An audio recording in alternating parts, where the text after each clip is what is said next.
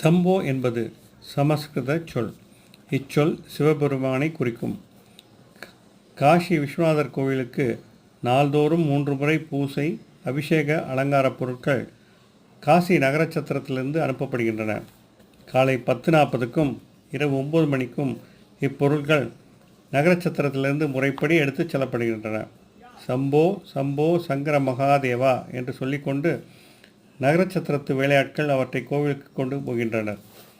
நகரச்சத்திரத்தின் மாடியில் உள்ள சுப்பிரமணியர் படத்தின் முன்பாக சாம்பிராணி கலசத்தை வைத்து, பிறகு கீழே பாதாள ஈஸ்வரர் கோவிலில் இருந்து தசாங்கம் போட்டு நகரேஸ்வரர் கோவிலை வலம் வந்து சம்போ புறப்படும். உச்சிகால பூசைக்கு கொண்டு போகும் பொருள்கள் யாவன: வாசனை தைலம், தேன், பன்னீர், ஊதுபத்தி, சூடம், அத்தர், பழுப்பு சர்க்கரை, திருநீறு, சந்தனம், முக்களை வில்வம் 16, அருகாம்புல் பூமாலை 3, பால் 6.25 படி, தயிர், பஞ்சாமிர்தம், பிரயாக கங்கை, பூணூல், அரிசி அதாவது அட்சதை.